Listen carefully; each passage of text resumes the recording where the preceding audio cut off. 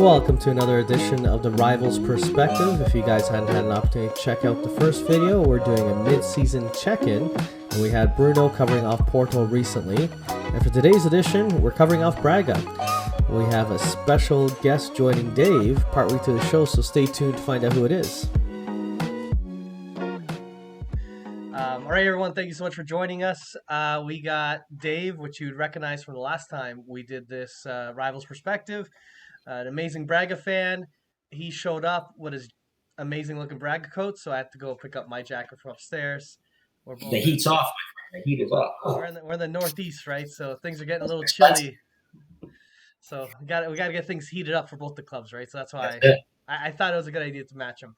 And also, I do like how I'm like doing the black logo. The double. It's matching up, right? How you been? You been doing good yourself so far since we last connected? I'm doing great, buddy. Thank you. It's been, I think we did, July? Right before Yeah. Just before the season kicked off. I think it was July or August, around that time. Right? When I've been doing great. Family's good. Been COVID-free. We're good. That's awesome. Everyone doing our best. Can't complain. Yeah, just plowing through it. And hopefully by the end of the season, it's all light at the end of the tunnel, right? So, in the hoping for the best spirit, looking at Braga, you guys have had an interesting season, right? So that we had the four different teams going for different objectives, different goals. So in a quick Coles note way, if you think of Braga today versus where you thought they were going to be, do you think they're below expectations, meeting expectations, or ahead of expectations, given what the first half of the season brought you? So it's interesting how I look at it, because I originally said they're looking for the podium. I believe they were looking for the podium. I didn't see – there were certain upgrades I thought they would make that they didn't, which would have told me, all right, they're pushing the chips into the table. In the back line, I thought needed to get upgraded to say, yes, we are pushing for that. So it didn't happen initially.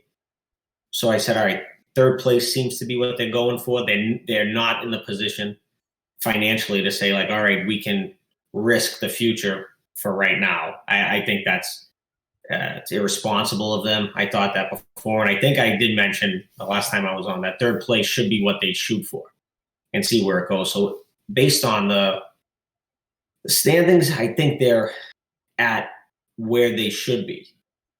That being said, I think they have underperformed probably 4 to 6 points. I think there's specific games where I think everybody can say, all right, we should have did better here. We should have did better here. But with us, it's been games where we lost to Porto to start the season. Then we lost 1-0 at home to Santa Clara, where we gave up an absolute blunder of a goal. Bruno Viana completely got caught sleeping on a volley, went over his head. And I think had to be Santana, their striker at that time, put one in. But so we started the year two weeks in, 0 points. That was tough. I thought that was a match you needed. You outplayed them. You had probably, if I had to look it up, I'm going to say 12 to 13 shots that they made where you said, how did none of these go in? Efficiency was bad. That match right there stands out always in my head. This first half, how did you give that up at home? That was tough. So there's 3 points that I can honestly say they needed back because they played better and they deserved it and earned it. I'd have to say probably that first Sporting match, they outplayed them and got nothing out of it. So that's an unfortunate thing. You expect to see some stuff like that, but not when you played that well to earn the 3 and you didn't get it. So that was difficult. But beyond that, I think they've dealt with some self-inflicted issues. You've had blunder of red cards that came through after a derby. I think 2 players got 3 games each.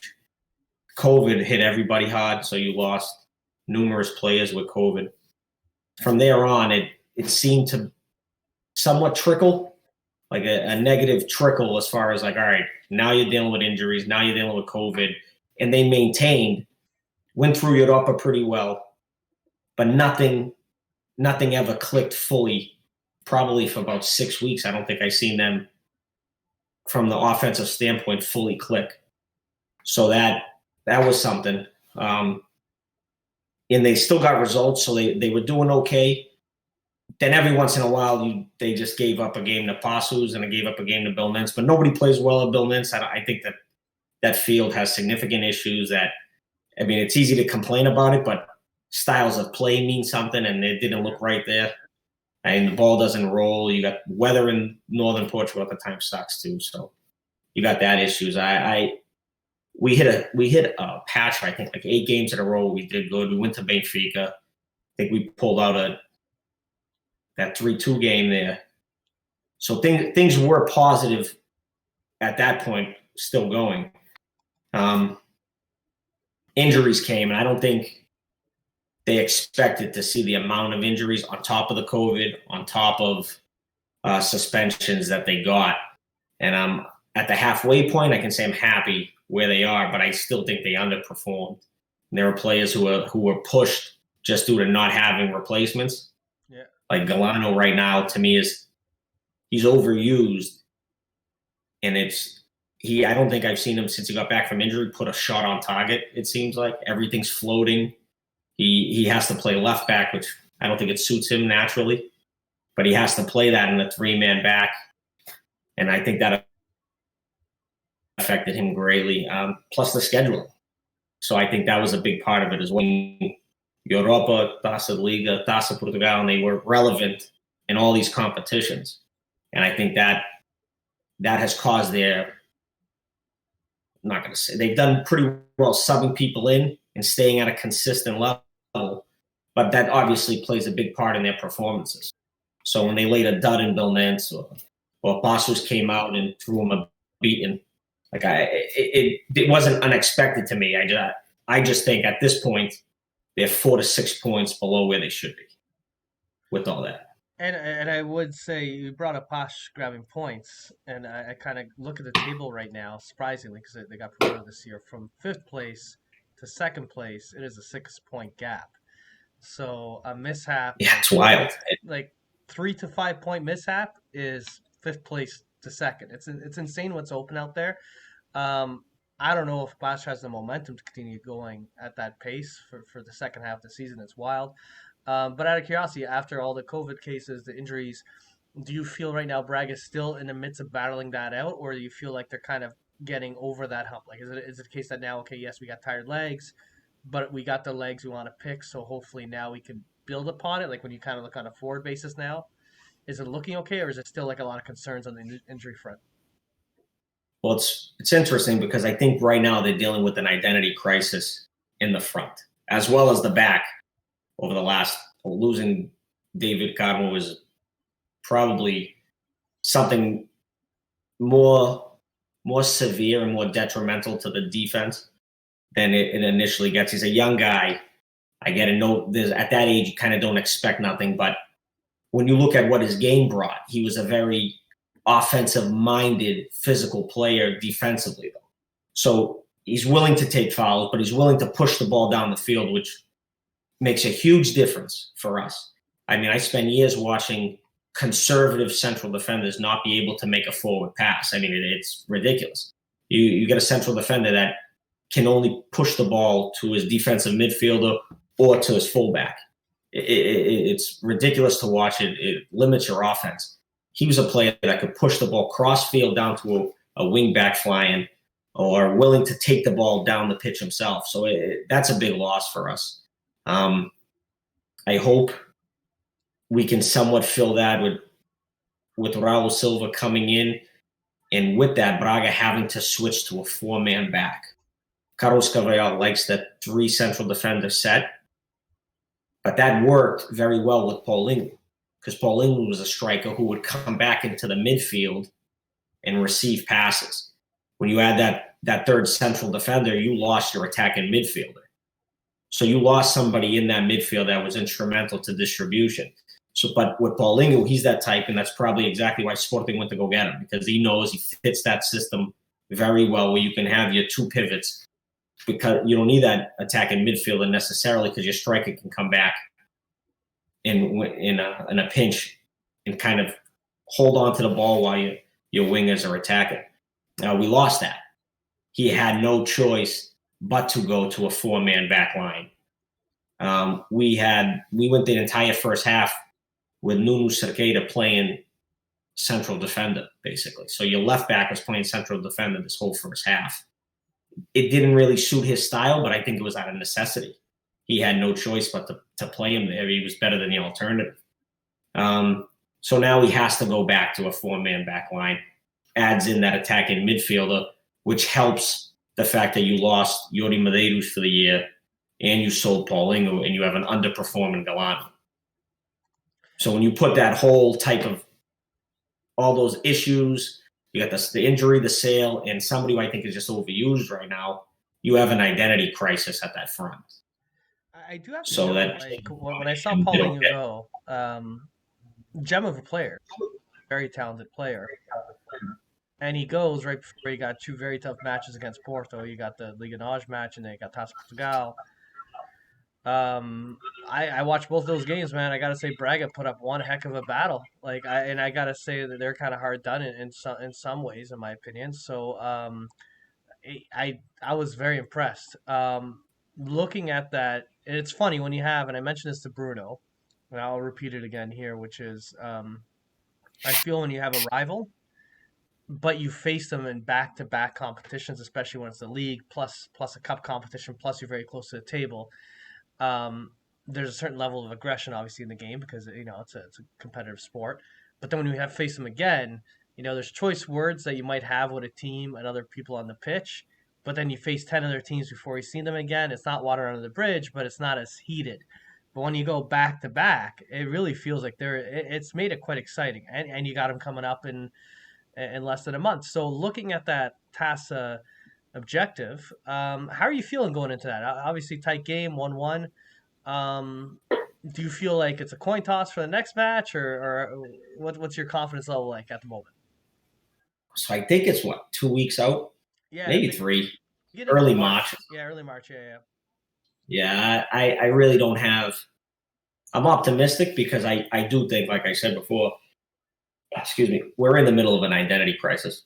We're trying to figure out a new formation, which I don't know how many teams are trying to do it. I think Benfica actually might be dealing with the same thing from the back end standpoint. But I think we've been trying to do that all season. which is believe me. So I understand your pain here on this one, but for us, it comes from necessity at this point, and maybe for you guys as well. I'm optimistic that it allows more creativity up there because you lost it.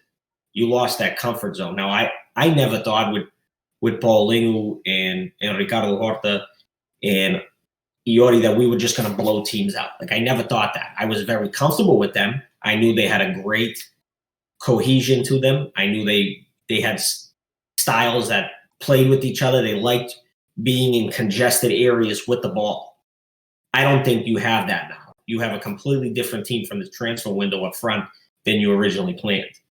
So I'm optimistic that they're going to grow better. You're adding now, like I said, you're going to have to go with a 4-man back line. I might be wrong, but I just don't see. He did it in that second match of the TASA, and he did it in that first one when he turned up the heat and they started rolling. They subbed out a central defender and brought in, I think, Borja to play that left back position. But I do think they're going to. I'm optimistic because I do believe that they're going to get better and just get more used to each other, have more comfort up front. I don't see how they're going to drop so much productivity. And based on the fact that I don't think they've been as productive as they could be, I think they are underperforming. I think they're going to get better. Nico Gaitan has been hurt the entire first half. And the one thing I believed he would have been great at would have been games like Passos de Ferreira when you were losing the ball, you couldn't get anything going. That's the type of guy you want to bring in. So he would have been good for that. A match like Bill Nintz where you just needed something different, something to settle down that you lost. That's what I expected a guy like Nico to be on the team for. He wasn't there.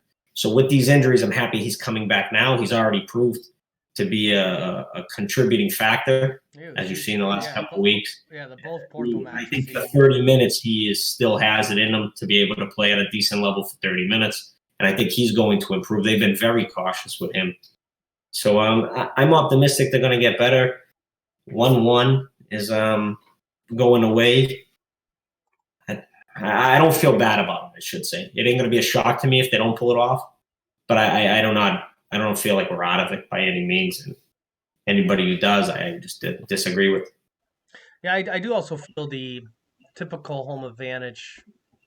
I would say this more so for Porto and Benfica, with the rabid fan base is just not there. I feel these Yeah. teams almost, I don't want to say they're dependent on the fans, but they kind of, um, they've lost an edge at home that they used to have, I feel. And so, yeah, I'm looking at it, literally, I look at it as a coin toss. I look forward to that match just because it can go either way. And you look at Benfica, Braga, and Porto, they're the only clubs still in these three competitions. You got Taça Portugal, you got a European competition, you got Liga NOS. Um, so Sporting have a little bit of a clearer path ahead of them, a clear focus. They got that one objective, focus on it. Where yes, we're talking Taça Portugal, but before we're skipping ahead to that. Before that, more importantly, it's hilarious. Benfica's going to Rome to face Arsenal now, and Braga's actually facing Roma. So Yeah. it's hilarious how it ended up that way. They're probably going splits on the hotel. Yeah, facing old coach Paul Fonseca. Mm-hmm. And how are you? Like if you, I know obviously Europe. So yeah, so they got Roma on. It's this week, right? On the 18th. It is, yeah. So they have you broke up for a second there, but yeah, Paul Fonseca's coming back to Braga to coach. Last time he was there, they won the Taça Portugal. Before he was there at Shakhtar. Yeah. So it should be interesting if he doesn't get fired. I know he has a lot of heat over there, and they're underperforming from what they say. But I'm optimistic as far as the Taça Portugal goes. This Europa League match, that's a pretty big powerhouse. That's a legitimate contender, I think, year in, year out. I mean, when you hear that name, you know the backing behind Roma, you know the quality that they're going to bring out onto the pitch. So it's I'm going to be interested to see what they do here. We're still building to see what type of team we have right now after this transfer window and the injuries. So I was more optimistic January 1st than I am now. But we'll see how it goes. I think it wouldn't shock me if they got a result at home. It's the away leg, I think, that will play a part. It's a pretty I'm going to say it could be an intimidating place to play over there away at Roma. It is, and it's also I do find domestic form, and domestic goals right now. And I'm talking obviously it's a weekend when we record this, and I think it's midweek by the time people are watching this. But in the Serie A, you have Napoli, Roma, and Lazio, all tied with 40 points. Napoli ahead, I guess on the goal difference or head to head. I'm not sure how they're doing it there. But that's a Champions League spot, right? And so sometimes you kind of look at it and you kind of go, you just hope they kind of divide their efforts and maybe in the process think about rotating a bit and let their guard down, and that can make a huge difference. Because I think it's very important for Portugal, man, to kind of have more and more teams competing in it. It's great having that third spot. It's made the Liga NOS like ridiculously exciting having that third Champions League spot and who could potentially grab it. Look at when they make substitutions, and I don't see our quality of play drop. Yeah. Like the last few weeks, we've made substitutions, and our club has improved its play on the pitch. I have not seen that from Benfica, Porto, Sporting, Vitória de Guimarães. I don't think I've seen Passos de Ferreira down much lately, so I can't really say I focused on that. But there's very few clubs in this league I look to when they make subs. Are these subs coming in with more quality than the player who's just having a bad match? And I can say that we have a very deep roster in that sense. I mean, when you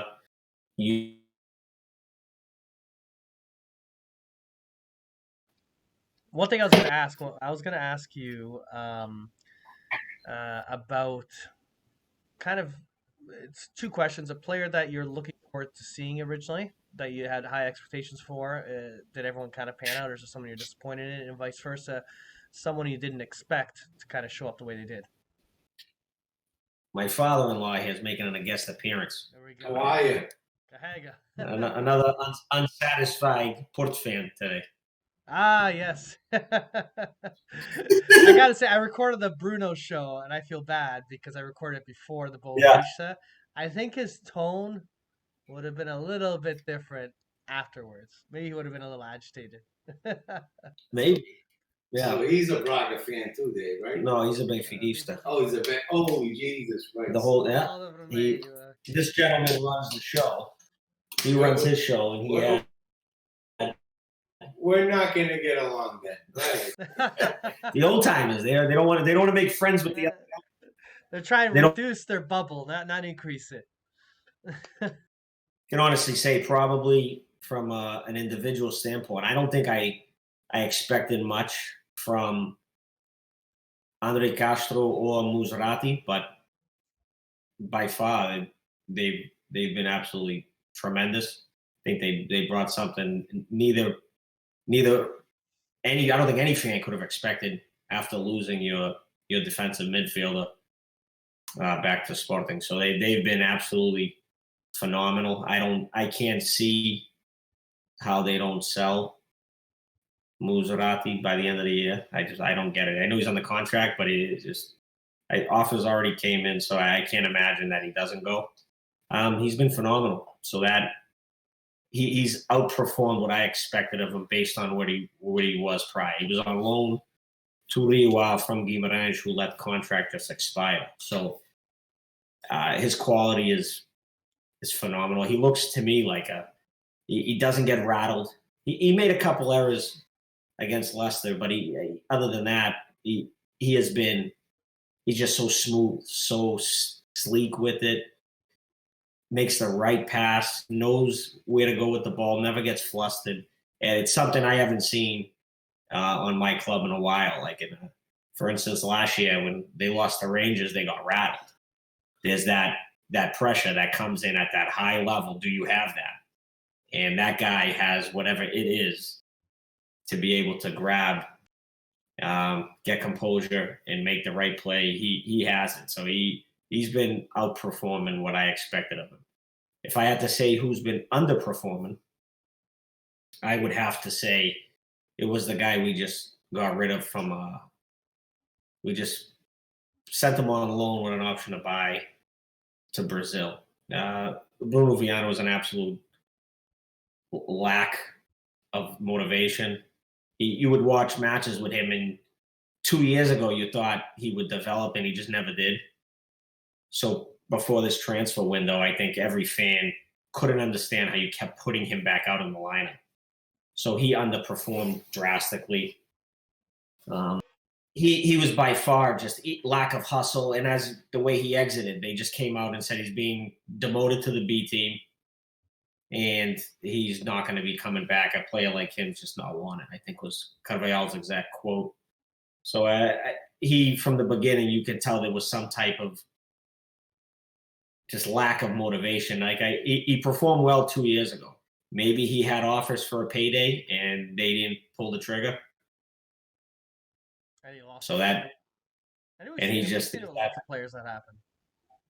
I mean, I can understand it in a sense. I mean, he's 24, but you were on the contract. You got to play. Yeah, man. And that's the thing. So if you don't put your heart into it, that offer that you thought you had might not even come back now, right? So they shoot themselves in the foot. I do have to ask, and then you can also shoot it over to your father-in-law if he's curious to answer. So now, second half of the season, what do you think of the top three? You think Braga's going to make it? Do you think Sporting at this point has it, or is that kind of curse that they keep having anytime they get close to a title win going to come back and if they're going to choke up? Or do you think at this point, after today, that Sporting's gonna be able to hold on? And this is it's a tough day to ask the Portista right now. Yeah. After I'm going to say you're a Benfica Portista. He's a Braga fan. 10 points is too many points the way they're playing. Yeah. Yeah, and I think the lack of games they have played it plays a significant role of it. And then they have, I mean, if don't get me wrong, if they have a portion of the bad luck that they have had, good luck, they will have to drop points. But they haven't shown it. It's tough to say that that's going to happen. They haven't shown it. The thing is, if they drop points, that means that the other three teams, which Correct. means Braga, Pool, or Benfica, they have to win. Yeah, it's again. So that's I'm tough. pretty sure That's going to be tough. all those teams are going to drop points going forward. And Sporting is 10 points ahead. Yeah, that's hard in that sense too. I think that's until they show it that they slip up. Yeah, that's a collective feeling, right? Until they show that they slip up, I don't think you can. Yeah, go ahead. I was gonna say, it's that feeling that they might slip up. You know, it happens, but you need perfection. Like Porto would have to be perfect, Benfica would have to be perfect, Braga would have to be perfect, and right now they're not showing it. Like Porto doesn't show it, Benfica doesn't show it. You know, it looks like, you know, you can see Porto drop. You can see Sporting drop some points, but then you can also see Porto and you can also see Benfica drop points. You need that perfect run plus a horrific run in the final streak. Correct. Yeah. And I do think they have that momentum and that one competition focus, right? I think with Porto playing Juventus, Braga facing Roma, Benfica facing Arsenal, and the Taças Portugal coming up. That throws the next 3 weeks out of whack for everybody else, and it just leaves them focused. You drop points in these 3 weeks, you're in tough shape going into the final 15, 14 jornadas. That is difficult. Where I see Braga at right now, I think they're 4 points, like I said, 4 to 6 points below where they should be. My prediction for a goal was third place. I think they can, if this continues and they can somehow fix that identity crisis they have up front, I don't see why third place is an impossibility. If it gets better than that, phenomenal. But I do think at this point they have to look at it and say, they're sitting in position. You have to go for it. Whether it happens, who knows? But they have to give it a shot. They're there. I disagree. They're there. I disagree. I believe you're going to come in fourth place. It could happen. But they're in that seat. So until they give that up. I believe Benfica and Porto are going to fight for second place. It could be. Sporting's, they're going to win the championship. Yeah, that could be it. Because even if they lose points, Porto and Benfica are going to lose points. So is Braga. Yeah, that's the issue. So you still have to go on a great run, but they're in that position. Does it continue? You don't know. At a certain point after March, everybody should be. I don't think anybody's going to get out of this next European stage. I don't think anybody looks like they're that much better than their opponent. I can't see Benfica beating Arsenal right now, even if Arsenal's somewhat struggling. I don't see Benfica being able to do it. They just got some good players in the transfer market. January transfer market. Who? Arsenal. Yeah, so like I said, I don't know if they're going to be able to pull it off. I don't see Port getting through Juventus. Maybe they do because they. I don't see it either. Yeah. So. Yeah, I think the interesting thing is, I see this more with Porto and Benfica, and I don't know if it would happen to Braga, but I feel Porto and Benfica have an opportunity to try to clean up their act, or completely blow themselves up. And you kind of see that tension. You see that tension right now with Porto, because it felt like they're still close for the title race, and in the last month, it's kind of slipped. And you can see they're angry. You can see people are upset. You got some players upset. You got management upset. You got president upset. On Benfica's side, you see Jorge Jesus upset. You see their president upset. You see the fans upset. So it's one of these either come to Jesus moment, come to Jesus moment, where they clean up their act and go ahead, or you kind of look at what happened to Lodge last year at Benfica. I think that could happen at Benfica again, and to an extent, it could happen at Port. I think it's that'll with everybody who's in European competitions. I personally think it's gonna end this very next round. Yeah. I just don't see. I don't see how we're all. I think we're none of us are favorites. So then that puts every single team back into 100% focus. No campeonato, just about.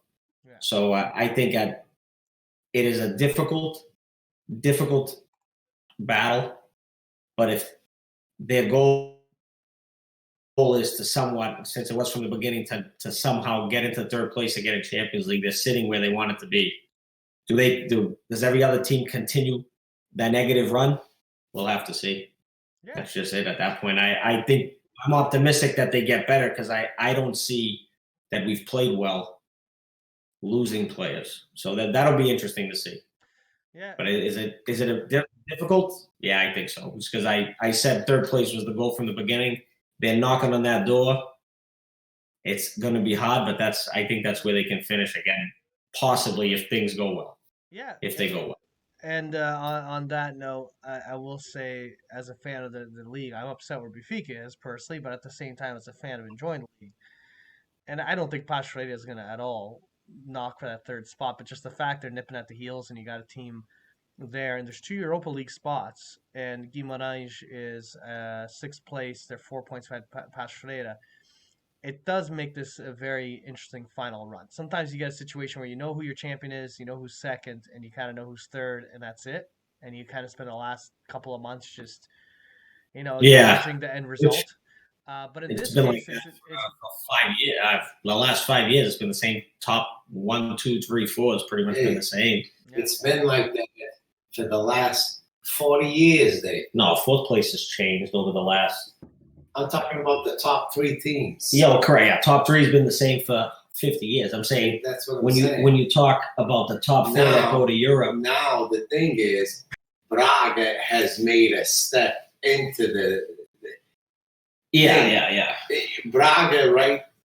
Their thing of like their salary cap or whatever is probably 5% of what Benfica's salary cap was this year. No, it's minuscule, which, yeah, so that's that. But they're doing good with their salary. I got to say, Braga, I've been impressed the last decade with Braga for the sole reason that for as little resources as they have done a lot with little. And I'm interested in this. I think this is one of those crossroads where if somehow Braga pulls off third place and gets to the Champions League and it's $60 million to get in the bank, plus they got the money for Ruben Amorim, plus they got the money for Paulinho, and because it'll be interesting. It'll be interesting. It's nice. It's nice to kind of have a fight, though. It's good to have that. It's nice to see. And that's what I'm saying. I think that was their goal and intent was to be in position for that.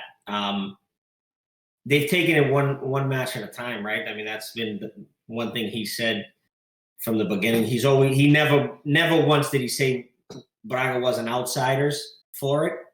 Nobody would in their right mind say they're sitting in their perennial chances to win it. That's crazy, but I can say that they should be optimistic, and I'm optimistic that they can still compete because I don't see how Benfica is going to get that much.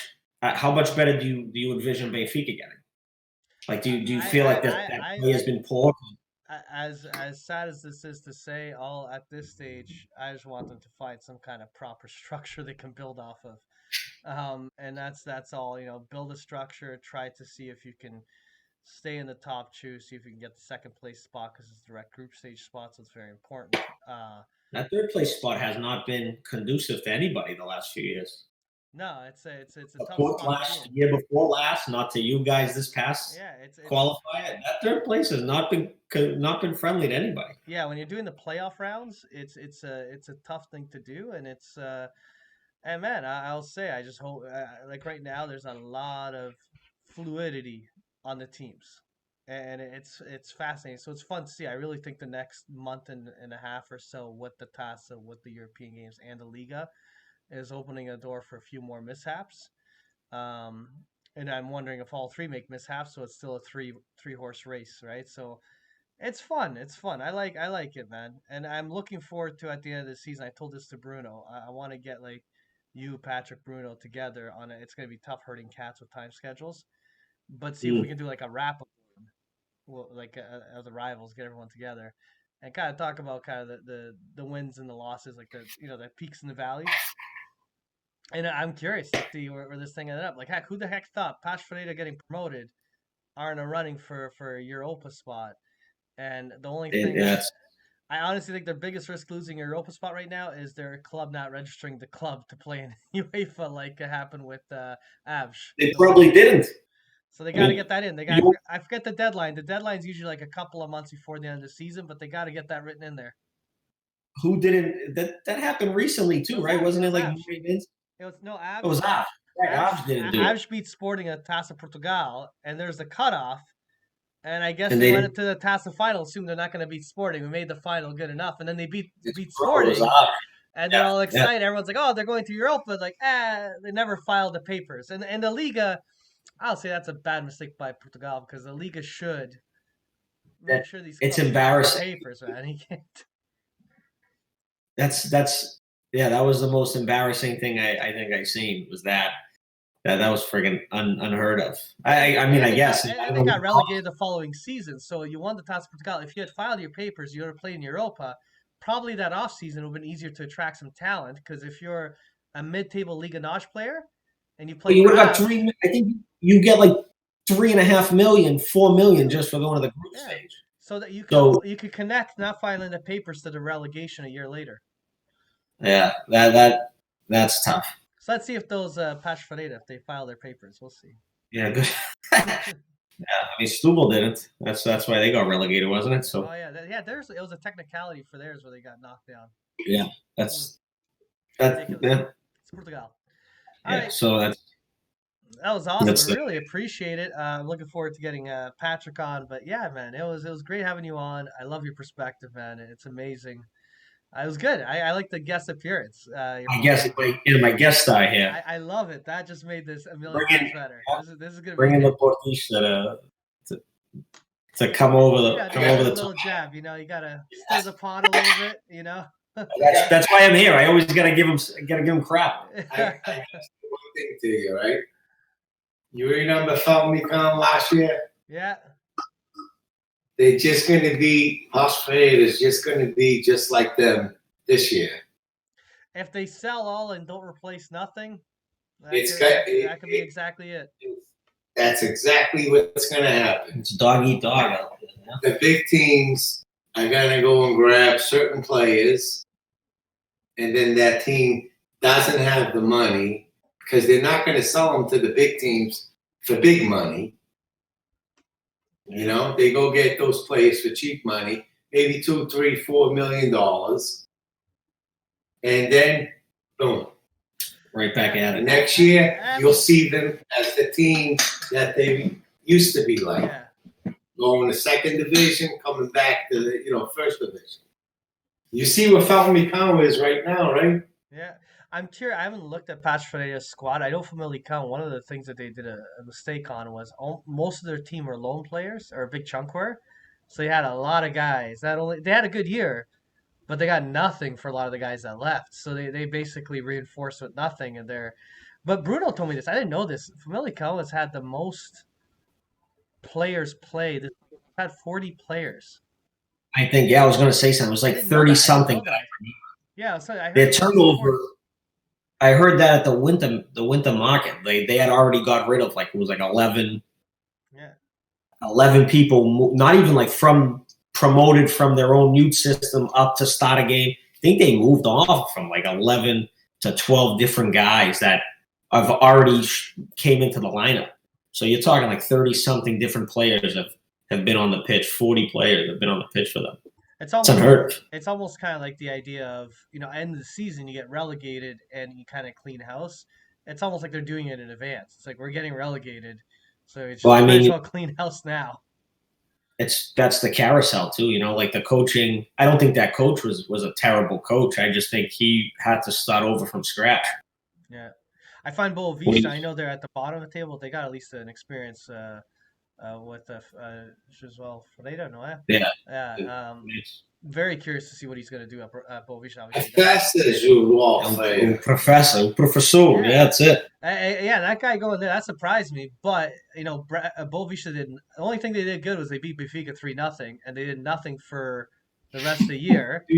Then they hired him, and they got, I think, since he's been hired, 1 win and a draw against Porto and a bunch of other draws. So they've had some interesting. If you see like how that old Benfica center back got thrown out the other day, it was disgraceful.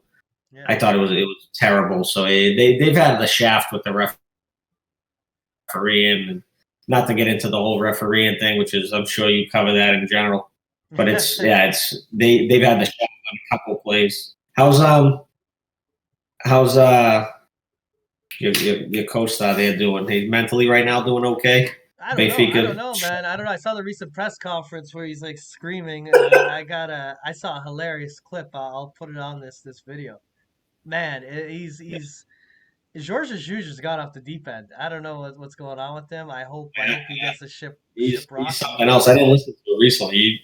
He's like the food coach. Ai o que, para? Ai o que, ó? Vas com pau.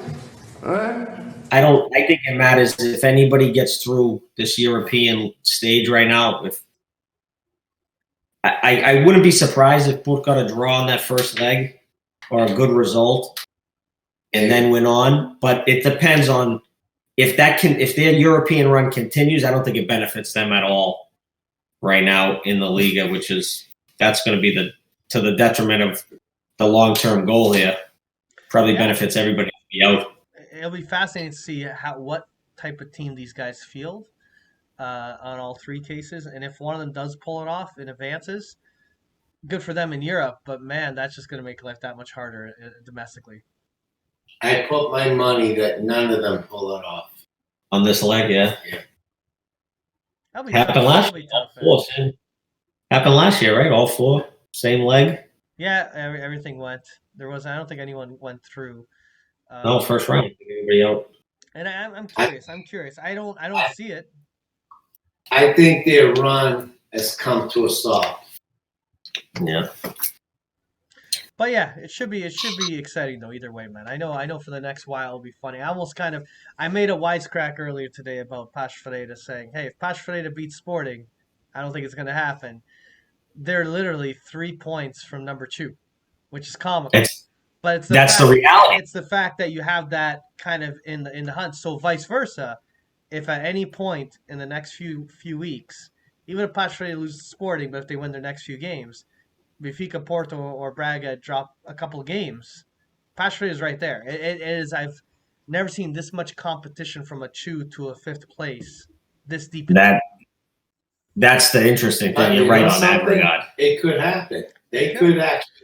And I think there is a mental aspect. And that's what would you say it really was though? From 2nd to 6th, it got to be less right now than. Oh yeah, right now if I look at the table, I'm looking at Guimarães is 31. They're looking at 31, and it's 41 to Porto. It's a 10-point gap. Now Sporting, some of them have played their games, some haven't, but Sporting is at 48 points. So just from Paços Ferreira to 41, that's a 6-point gap. Paços Ferreira is closer to 2nd than Porto is closer to 1st. That is an impressive setup right now. And same with Benfica. I look at Benfica. Paços Ferreira is 2 points behind Benfica. So we make one mistake. And I think there is a psychological pressure where sometimes you get these seasons where Benfica or Porto have a bad year. You know that Porto's winning the title. You know Benfica's winning the title. But they also have a cushy position in 2nd that they're not going to lose that 2nd place. If you're not winning a title, but you potentially are risking the European game of the Champions League, I think psychologically that's going to mess with the manager. It's going to mess with some of the players. And it's going to be the teams that pull it together and keep it collected from now until the end that are going to be there. And the pressure's there given that both clubs have blown that qualifier. Yeah. Either this past year or the year prior. So it's going to be interesting to see how it goes down on the rest. You're right. I don't think I've seen such a congested group of clubs this late in the season. But it's exciting, man. I'm looking forward to it. Imagine that we're at the halfway point. We're saying it's too late. Yeah, but you know That's how fascinating you just, and that's good though, because if every season you see this go on, maybe it ends now, but let's just say it continues on next year. It makes it to, I don't know, you push this to 21 weeks, then the following year it gets pushed to 26 weeks. You're getting a competitive Liga throughout. Even if the guy runs away with it, that congestion for European spots should be a battle. Well, That's what that's what helps the EPL. That's what helps with Serie A. That's what helps with other leagues in terms of TV viewership. Is all of a sudden, if coming up on a week, let's say I look at the schedule, I look at matches coming up, and it's all of a sudden, okay, the next match for Braga, it's against Santa Clara. That match is critical for Benfica and Porto. So it becomes a very interesting match to watch. And vice versa, you kind of start looking at the schedule of some of the other teams coming out. And yeah, we know Partway is facing Sporting, but then the following week is Partway versus National. Yeah, you start watching more matches you didn't expect to watch. That's the reality. And there's more money for the sponsors, and it can make a difference. And it makes it exciting because I find when you get into that tail end of the final bit of the season, when you have a couple of teams still running for competition, it gets viewers. And I found in Portugal in the last few years, you've had Benfica and Porto. They've been interchanging championships, but the last few years, it's been really in the final month that it's getting decided, the last couple of months. And whereas in some leagues, when Juventus runs away with it, like Sporting right now is running away with it, but when you get a team that runs away with it and the other positions are kind of solidified, it becomes boring to watch a Serie A because you kind of go, this is almost pointless. Unless you really follow it and really love Serie A.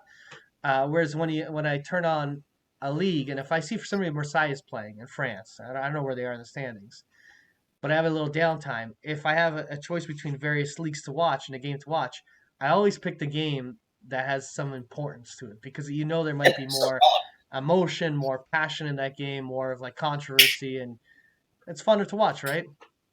Yeah, that's the reality of it. So they made an agreement to do, I think 6 years from now, right? The Liga signed that says they're going to go more to a centralized television deal. So you it'd be neat to see. They need that.